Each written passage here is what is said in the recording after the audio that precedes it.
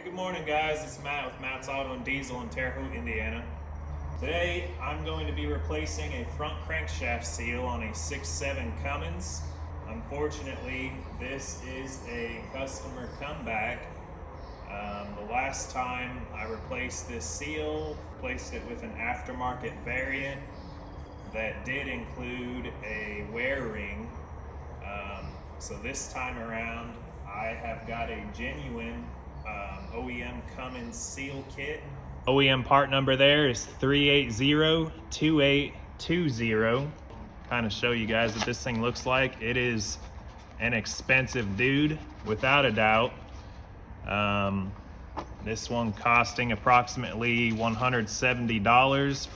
We've got our seal. This is our wear ring that will be pressed onto the crankshaft. And the plastic portion there is your guide. That plastic guide just, keeps the seal lip from being damaged when you're putting it over the crankshaft. Guys, I'm about to get this thing racked.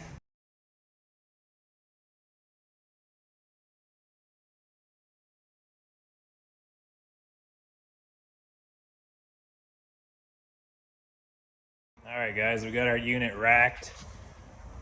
Some of you watching may not have access to a lift, and that's fine. This is definitely possible to do without one. You do not need to remove the radiator to do this job. All right, guys, so we're gonna start by removing our fan shroud here. We got two 13mm nuts on the bottom. So we're gonna get these pulled. You wanna go and remove the two bolts that retain the lower mounting bracket for the fan shroud.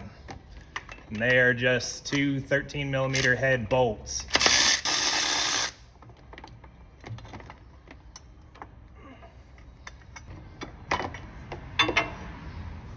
So there's that guy. All right, next order of business is to remove the two nuts on the top side of the fan shroud. These are both 13mm nuts. Next up, we have our upper fan shroud mounting brackets. Driver's side has two bolts that pass through the gear housing. So there's that bracket. Now over here on the passenger side, we want to go ahead and disconnect our engine cooling fan from the engine harness. And then it's got this knurled plastic retainer that retains it to that bracket.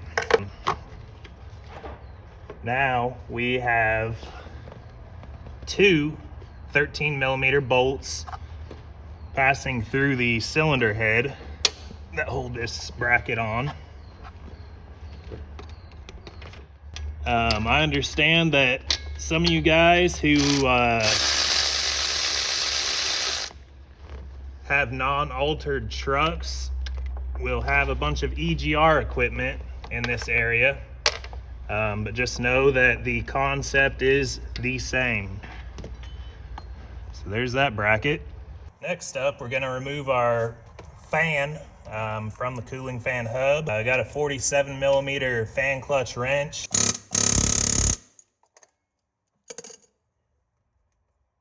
All right, so we're gonna pull our cooling fan and shroud out together.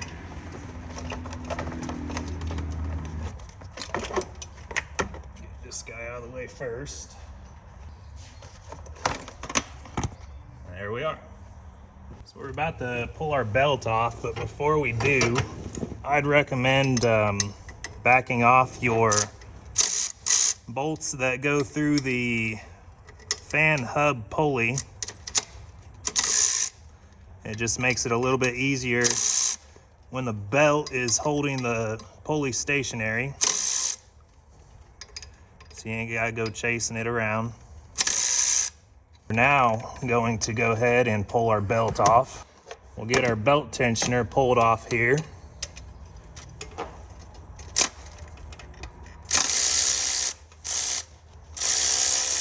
Makes it a little bit easier to get the belt out the way that it's routed. It's easier to pull the tensioner with the belt. So now we can go ahead and get our upper idler pulley and fan hub drive pulley removed. See, since you already backed these out, you ain't got to fight with them. Okay, there's that guy.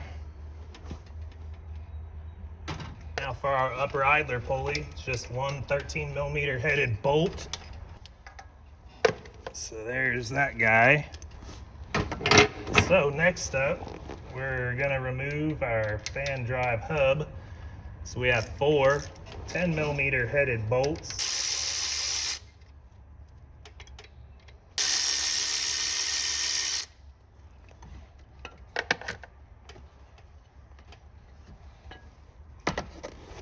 All right, there's that guy.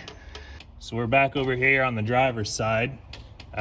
Gotta displace the power steering pump from the gear housing. So you have three 13mm headed bolts. You pass through the power steering pulley to get to them. Or you can remove the power steering pulley. I kind of prefer to just displace the pump rather than remove the pulley. It's a little bit quicker.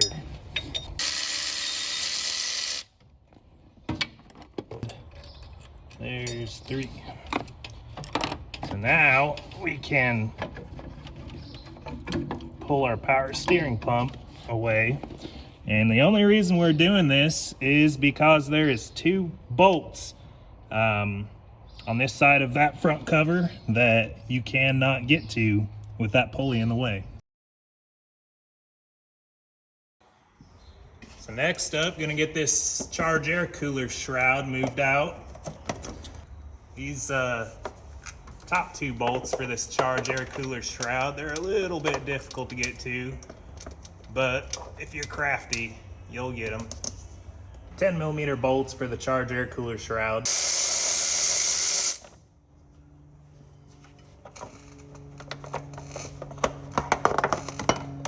So next up, we're gonna remove our crank pulley. I would recommend removing your crankshaft position sensor so that it does not accidentally get damaged during disassembly.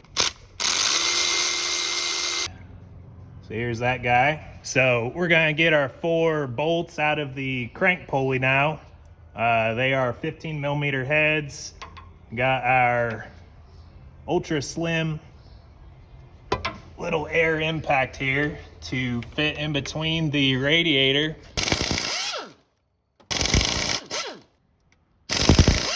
These crank pulleys usually don't come off very easily. They're a pretty tight fit to the crankshaft snout. So might take a little bit of prying action and back and forth to get it to let go. Of course, this one was just off not long ago, so we're probably not gonna have too much difficulty with it. There we go. Make sure you got a good hold on that thing. That guy is heavy. All right, guys, so you can see the oil trail running out from that front seal. As far as I can tell, it appears as though it was leaking around the outside of the seal. I'm gonna go ahead and remove these 17 front cover bolts and remove the front cover. There is two different lengths to these bolts, but you can't really screw it up. You know, if you have a short bolt, it's not gonna grab any threads if you're in one of the long bolt holes.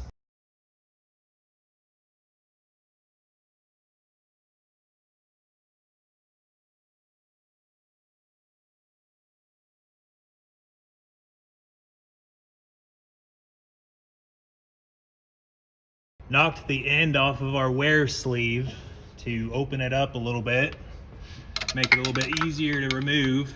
And now I'm gonna get up behind it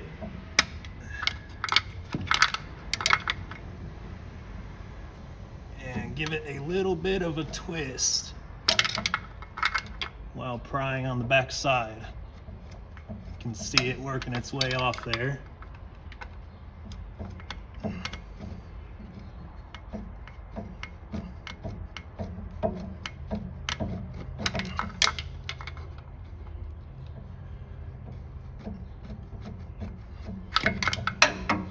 There you have it. All right, there's just a teeny tiny little raised lip area right out here on the end of the crank. We're gonna clean that up with a little piece of emery cloth and just make sure that we have a good smooth surface. I've got the snout of the crank all cleaned up and ready to press a new wear sleeve on. I'm gonna go ahead and get busy cleaning up the front of our gear housing, and then we'll jump over to the timing cover itself and get it cleaned up.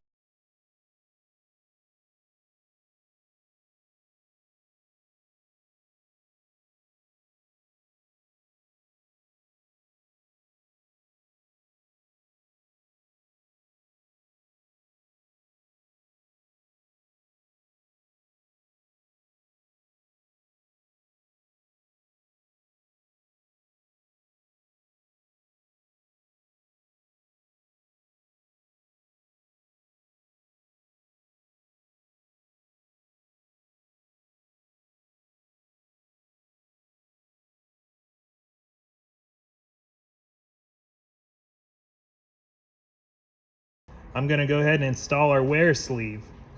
This end right here will be the end that is facing towards the rear of the engine.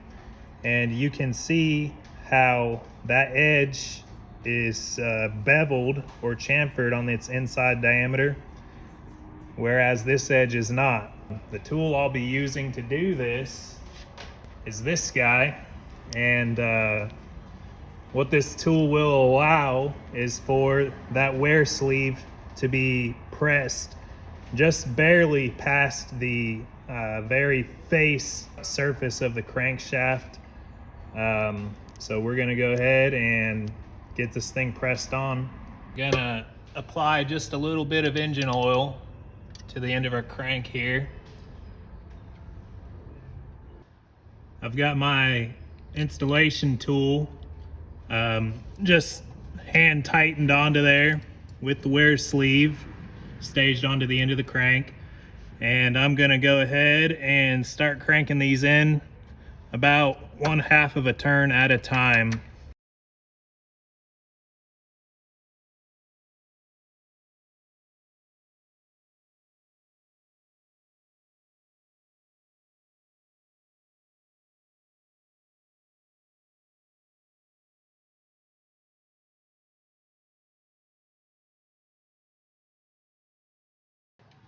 All right, you guys, that completes the installation of our wear sleeve. As you can see, it is just below flush from that face surface of the crank. And that's what we like to see. We now have a brand new surface for the seal to ride on. We're about to get into installing our seal through the timing cover. We have our seal installer. This will set the seal at the correct depth, installed from the back side of the cover as so. A lot of you guys will probably just do this with a hammer, and that's fine. So don't mind me using the press to do this. If you guys have access to a press, then by all means. So we're gonna start by putting our Loctite 545 around the circumference of our seal.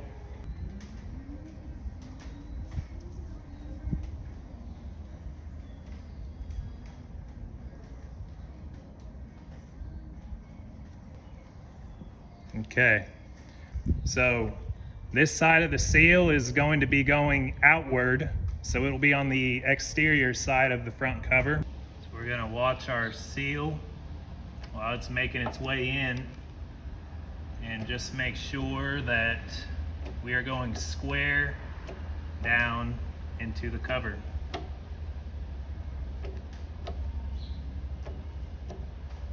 Just like so.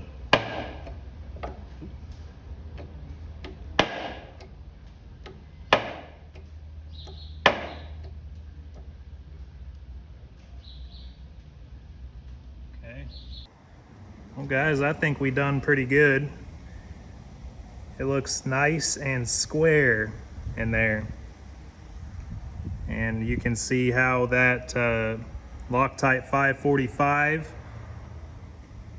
had a good even coating all the way around. So I'm feeling good about it. It looks like a good install.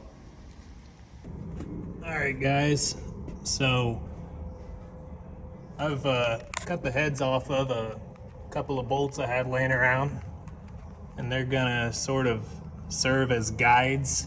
So I'm gonna go ahead and goop our cover up with new sealant, and we're gonna get this dude stuck on here. I'm gonna be using some genuine Mac engine RTV silicone. This stuff, in my opinion, is the most superior RTV that I have ever come across. It kind of smells funny, but works awesome. I totally recommend it.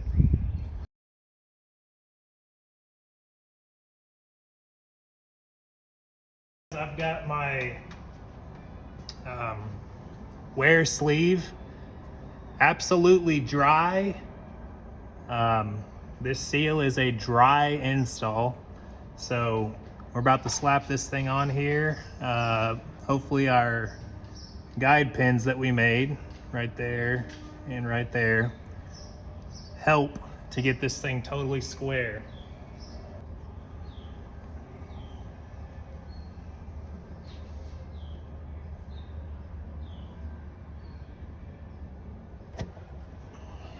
Okay, looks pretty good. And like I said, there's only two lengths being utilized for this front cover. So just like you've seen there, if you try to stick a long bolt in a short bolt hole, it is not going to work. Service information says tighten bolt at the 3 o'clock position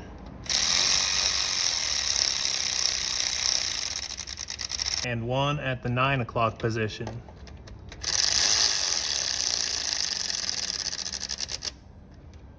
Service information says to tighten starting at this bolt up here at the fuel pump access cover in a clockwise position. And once we're done, we are going to torque these to 18 foot-pound.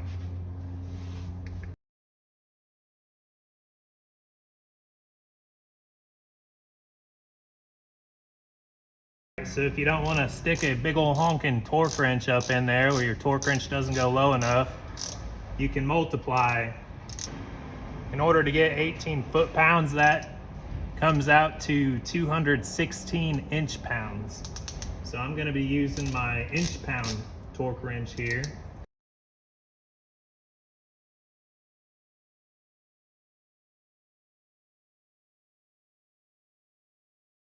Reassembly here is more or less reversed from disassembly.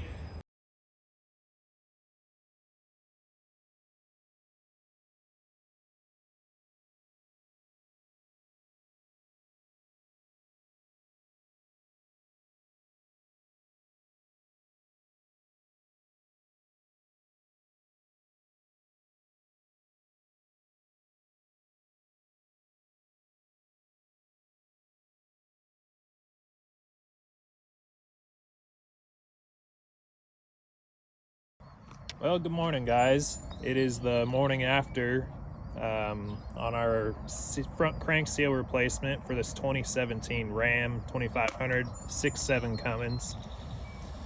All appears to be well on it. Allowed it to idle in the shop last night for about 45 minutes. Not seeing any indication of any leaks. I'm gonna give the customer a buzz and have him come pick his truck up. You guys have a good day. I'll see what else I can get cooked up for you. Thanks for watching.